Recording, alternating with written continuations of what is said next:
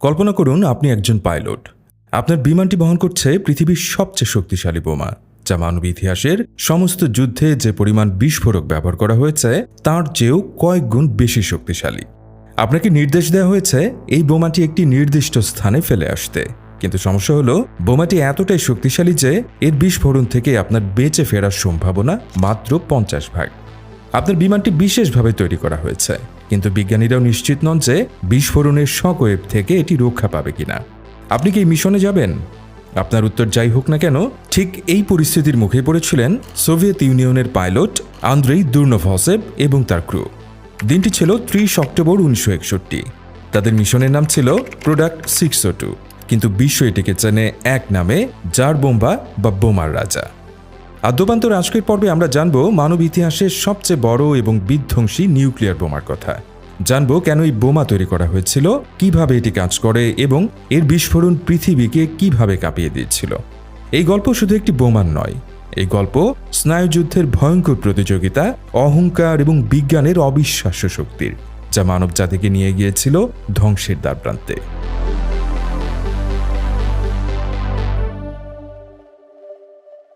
সহজ কথায়, জার বোমা ছিল একটি হাইড্রোজেন বোমা বা থার্মোনিউক্লিয়ার উইপন। কিন্তু এটি কোনো সাধারণ হাইড্রোজেন বোমা ছিল না। এর শক্তি ছিল অবিশ্বাস্য 50 মেগাটন। এই সংখ্যাটি বুঝতে হলে আমাদের কিছু তুলনা করতে হবে। দ্বিতীয় বিশ্বযুদ্ধে জাপানের হিরোশিমা শহরে যে অ্যাটম বোমাটি ফেলা হয়েছিল তার শক্তি ছিল প্রায় 15 কিলোটন। নাগাসাকিতে ফেলা বোমাটির শক্তি ছিল প্রায় 21 কিলোটন। আর জার বোম্বার শক্তি ছিল 50 মেগাটন, অর্থাৎ 50,000 কিলোটন। এর মানে হলো জার বোমা হিরোশিমার বোমার চেয়ে প্রায় 3333 গুণ বেশি শক্তিশালী ছিল। যদি দ্বিতীয় বিশ্বযুদ্ধে ব্যবহৃত সমস্ত বিস্ফোরক, যার মধ্যে হিরোশিমা ও নাগাসাকির বোমা অন্তর্ভুক্ত, সব একসাথে করা হয়, তাহলেও জার বোম্বার শক্তি তার চেয়ে প্রায় 10 গুণ বেশি ছিল। এই বোমাটি এতটাই বড় ছিল যে এটিকে কোনো সাধারণ বোমারু বিমানে বহন করা সম্ভব ছিল না। এর ওজন ছিল 27 টন, অর্থাৎ প্রায় 27,000 কেজি। এটি লম্বায় ছিল প্রায় 8 মিটার বা 26 ফুট, যা একটি দোতলা বাসের সমান। এর বিশাল আকারের কারণে সোভিয়েত ইউনিয়নের সবচেয়ে বড় বোমারু বিমান Tu-95 এর পেট কেটে বোমা রাখার জায়গা বা বম্ব বে বড় করতে হয়েছিল। এমনকি তারপরেও পুরো বোমাটি বিমানের ভেতরে ধরেনি, অর্ধেকটা বেরিয়েছিল বাইরে। কিন্তু প্রশ্ন হলো, এত বিশাল, এত বিধ্বংসী একটি বোমা তৈরির প্রয়োজন কেন পড়ল? এর উত্তর লুকিয়ে আছে স্নায়ুযুদ্ধের ইতিহাসে। দ্বিতীয় বিশ্বযুদ্ধ শেষ হওয়ার সাথে সাথেই বিশ্ব দুটি শিবিরে বিভক্ত হয়ে যায়। মার্কিন যুক্তরাষ্ট্রের নেতৃত্বে পুঁজিবাদী ব্লক এবং সোভিয়েত ইউনিয়নের নেতৃত্বে সমাজতান্ত্রিক ব্লক। শুরু হয় স্নায়ুযুদ্ধ বা কোল্ড ওয়ার। এটি ছিল সরাসরি যুদ্ধের বদলে প্রযুক্তি, অর্থনীতি, মহাকাশ গবেষণা এবং বিশেষ করে সামরিক শক্তির প্রতিযোগিতা। 1945 সালে আমেরিকা প্রথম অ্যাটম বোমা তৈরি করে এবং ব্যবহার করে। এটি সোভিয়েত ইউনিয়নকে প্রচণ্ড চাপের মধ্যে ফেলে দিয়েছিল। সোভিয়েত নেতা জোসেফ স্টালিন যে কোনো মূল্যে আমেরিকার সাথে পাল্লা দিতে চেয়েছিলেন। গুপ্তচর এবং নিজস্ব বিজ্ঞানীদের অক্লান্ত পরিশ্রমে 1949 সালেই সোভিয়েত ইউনিয়ন তাদের প্রথম অ্যাটম বোমার পরীক্ষা চালায়। কিন্তু অ্যাটম বোমা বা ফিশন বোমার চেয়েও 1000 গুণ শক্তিশালী হাইড্রোজেন বোমা বা ফিউশন বোমার ধারণাটি তখন বিজ্ঞানীদের মাথায় ঘুরছিল। ফলাফল, আবারও শুরু হয় প্রতিযোগিতা। 1952 সালে আমেরিকা তাদের প্রথম হাইড্রোজেন বোমার পরীক্ষা চালায়, যার নাম ছিল আইভি মাইক। এর শক্তি ছিল 10.4 মেগাটন। পরের বছরই 1953 সালে সোভিয়েত ইউনিয়ন তাদের নিজেদের হাইড্রোজেন বোমার পরীক্ষা করে। কিন্তু তৎকালীন সোভিয়েত প্রিমিয়ার নিকিতা ক্রুশ্চেভ এতে সন্তুষ্ট ছিলেন না। তিনি এমন কিছু করতে চেয়েছিলেন যা পশ্চিমা বিশ্বকে, বিশেষ করে আমেরিকাকে, সোভিয়েত ইউনিয়নের ক্ষমতা সম্পর্কে একেবারে স্তব্ধ করে দেবে। তিনি চাইছিলেন এমন একটি সুপার বম তৈরি করতে যা দেখিয়ে দেবে যে সোভিয়েত ইউনিয়ন শুধু সমকক্ষই নয়, বরং কিছু ক্ষেত্রে শ্রেষ্ঠ। এদিকে 1960-এর দশকের শুরুতে বার্লিন প্রাচীর নির্মাণ নিয়ে দুই পক্ষের মধ্যে উত্তেজনা চরমে ওঠে। ঠিক এই সময়েই 1961 সালের জুলাই মাসে ক্রুশ্চেভ তার শীর্ষ বিজ্ঞানীদের ডেকে পাঠান। এই বিজ্ঞানীদের দলে ছিলেন আন্দ্রেই শাখারভের মতো কিংবদন্তি পদার্থবিদ, যাকে সোভিয়েত হাইড্রোজেন বোমার জনক বলা হয়। ক্রুশ্চেভ তাদের একটি অসম্ভব লক্ষ্য দেন। মাত্র কয়েক মাসের মধ্যে 100 মেগাটনের একটি বোমা তৈরি করে পরীক্ষা করতে হবে। শাখারভ এবং তার সহকর্মীরা জানতেন যে 100 মেগাটনের একটি বোমা পরীক্ষা করলে তার তেজস্ক্রিয়তা বা রেডিও অ্যাক্টিভ ফলআউট এত ব্যাপক হবে যে তা নিয়ন্ত্রণের বাইরে চলে যেতে পারে। এটি পরীক্ষার স্থান এবং তার আশপাশের বিশাল এলাকাকে বসবাসের অযোগ্য করে তুলবে। তাই তারা অনেক ভেবে চিন্তে একটি উপায় বের করেন। জার বোম্বার নকশাটি ছিল একটি 3 স্তরীয় থার্মোনিউক্লিয়ার বোমার। প্রথম স্তরে ছিল একটি সাধারণ অ্যাটম বোমা বা ফিশন বোমা। এর বিস্ফোরণ ঘটলে প্রচণ্ড চাপ এবং তাপ তৈরি হয়। এই প্রচণ্ড চাপ ও তাপে দ্বিতীয় স্তরে থাকা লিথিয়াম ডিউটেরাইড নামক জ্বালানিতে শুরু হয় নিউক্লিয়ার ফিউশন বিক্রিয়া, যা হাইড্রোজেন বোমার মূল শক্তির উৎস। এরপর ছিল তৃতীয় স্তর। সাধারণত এই স্তরে ইউরেনিয়াম 238 এর একটি আবরণ বা ট্যাম্পার থাকে। ফিউশন থেকে তৈরি হওয়া নিউট্রন এই আবরণে আঘাত করে আরও একটি ফিশন বিক্রিয়া ঘটায়, যা বোমার শক্তিকে বাড়িয়ে দেয় বহুগুণ এবং প্রচুর পরিমাণে তেজস্ক্রিয় ফলআউট তৈরি করে। শাখারোভের দল ক্রুশ্চেভের 100 মেগাটনের লক্ষ্যমাত্রা পূরণ করার জন্য একটি নকশা তৈরি করেন, কিন্তু তেজস্ক্রিয়তার ঝুঁকি কমানোর জন্য তারা একটি যুগান্তকারী পরিবর্তন আনেন।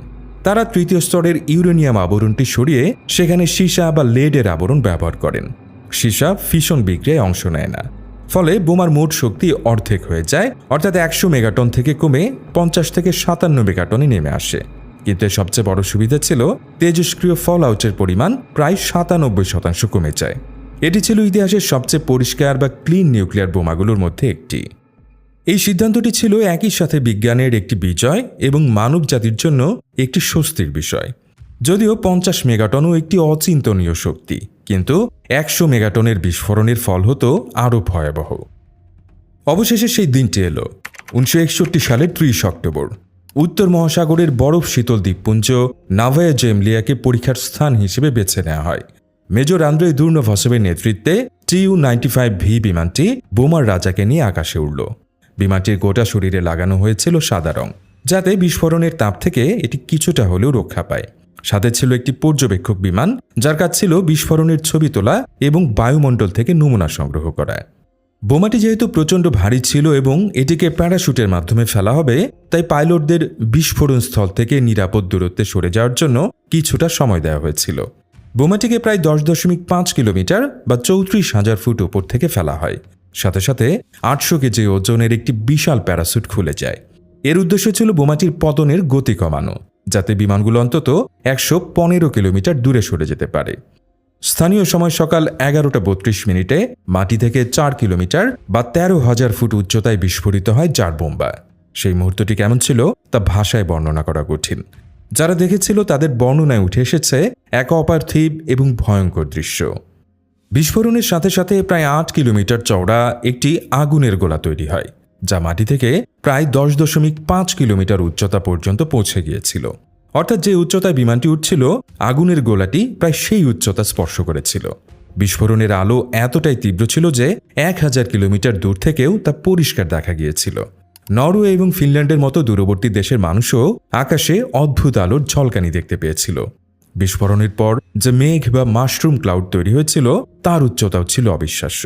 এটি প্রায় 66 কিলোমিটার বা 42 মাইল পর্যন্ত উপরে উঠেছিল, যা মাউন্ট এভারেস্টের উচ্চতার প্রায় 7 গুণ। এটি পৃথিবীর বায়ুমণ্ডলের স্ট্র্যাটোস্ফিয়ার ভেদ করে মেসোস্ফিয়ার পর্যন্ত পৌঁছে গিয়েছিল। সেই সাথে বিস্ফোরণের ফলে সৃষ্ট শকওয়েভের প্রভাব ছিল সবচেয়ে ভয়ঙ্কর। এই শকওয়েভ পৃথিবীকে একবার নয়, দুবার নয়, মোট 3 বার প্রদক্ষিণ করেছিল। প্রায় 56 কিলোমিটার ব্যাসার্ধের মধ্যে থাকা সবকিছু সম্পূর্ণ ধ্বংস হয়ে গিয়েছিল। নাভায়া জেমলিয়ার একটি পরিত্যক্ত গ্রাম, যা বিস্ফোরণ কেন্দ্র থেকে 55 কিলোমিটার দূরে ছিল, তার প্রতিটি ভবন মাটির সাথে মিশে যায়। শত শত কিলোমিটার দূরে কাঠের বাড়িঘর ভেঙে পড়ে এবং ফিনল্যান্ড ও নরওয়েতে অনেকের বাড়ির জানালার কাঁচ ভেঙে গিয়েছিল। বিস্ফোরণ স্থল থেকে 115 কিলোমিটার দূরে থেকেও পাইলট দুর্নভসেভের বিমানটি শকওয়েভের কারণে প্রায় 1 কিলোমিটার বা 3000 ফুট নিচে পড়ে গিয়েছিল। সৌভাগ্যবশত তিনি বিমানের নিয়ন্ত্রণ পুনরুদ্ধার করতে সক্ষম হন এবং নিরাপদে ঘাঁটিতে ফিরে আসেন। পরে তিনি জানিয়েছিলেন যে বিস্ফোরণের আলো মেঘের স্তর ভেদ করেও তাদের চোখে ধাঁধা লাগিয়ে দিয়েছিল। একজন সোভিয়েত ক্যামেরাম্যান যিনি বিস্ফোরণটি ধারণ করছিলেন, তার অভিজ্ঞতা বর্ণনা করতে গিয়ে বলেন, মনে হচ্ছিল যেন পৃথিবীকে হত্যা করা হয়েছে। জার বোম্বাকে কেন সবচেয়ে বিধ্বংসী বলা হয় তার কয়েকটি কারণ রয়েছে। প্রথমত, এর বিশাল শক্তি। 50 মেগাটন শক্তি ছিল একক কোনো বিস্ফোরণে সৃষ্ট হওয়া সর্বোচ্চ শক্তি। এটি মানবসৃষ্ট অন্য যে কোনো বিস্ফোরণের চেয়ে অনেক অনেক গুণ বেশি। এর ধ্বংসযজ্ঞের পরিধি ছিল বিশাল, যা একটি বড় মেট্রোপলিটন শহরকে মুহূর্তের মধ্যে বাষ্পে পরিণত করতে পারত। জার বোম্বা শুধু একটি বোমা ছিল না, এটি ছিল একটি মনস্তাত্ত্বিক অস্ত্র। ক্রুশ্চেভ বিশ্বকে যে বার্তা দিতে চেয়েছিলেন তা সফলভাবেই পৌঁছেছিল। এই পরীক্ষাটি দেখিয়ে দেয় যে সোভিয়েত ইউনিয়নের হাতে এমন প্রযুক্তি রয়েছে যা পৃথিবীকে ধ্বংস করে দিতে পারে। এটি স্নায়ুযুদ্ধের সময় উভয় পক্ষকে একটি ভয়ঙ্কর সত্যের মুখোমুখি করে দেয়। পারমাণবিক যুদ্ধ হলে কোনো পক্ষই জিতবে না, সবাই ধ্বংস হয়ে যাবে। এই ধারণাটিকে বলা হয় মিউচুয়ালি অ্যাসিওর্ড ডিস্ট্রাকশন বা ম্যাড। যদিও জার বোমাকে বলা হয় ক্লিন বোমা, তবু এর বিস্ফোরণ বায়ুমণ্ডলে বিপুল পরিমাণ শক্তি নির্গত করে এবং স্বল্প পরিমাণে হলেও তেজস্ক্রিয় কণা ছড়িয়ে দেয়।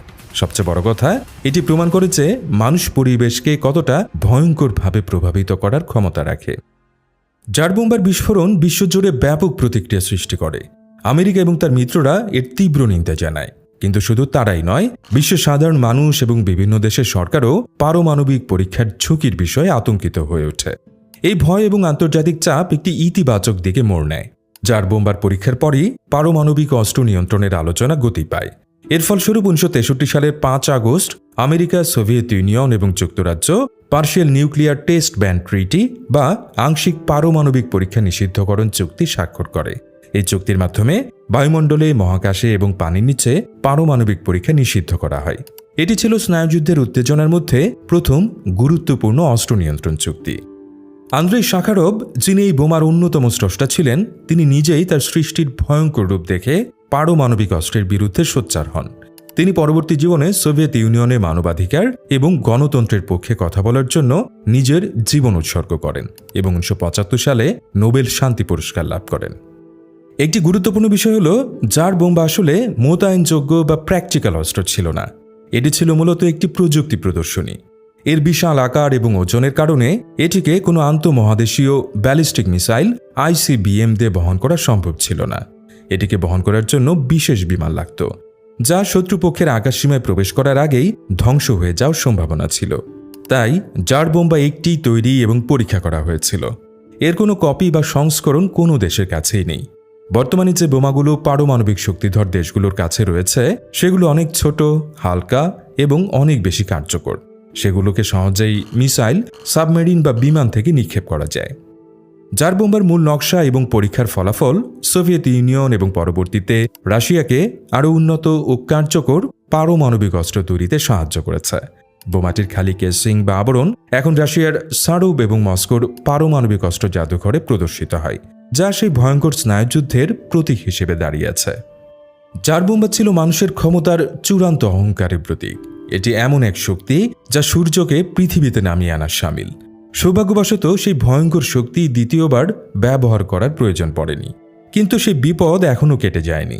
আজও পৃথিবীতে হাজার হাজার পারমাণবিক বোমা মজুদ রয়েছে, যা আমাদের সভ্যতাকে বহুবার ধ্বংস করে দেওয়ার জন্য যথেষ্ট। মনে রাখবেন, যে খেলায় জেতার জন্য পুরো পৃথিবীকে ধ্বংস করে দিতে হয়, সেই খেলায় আসলে কেউই জেতে না।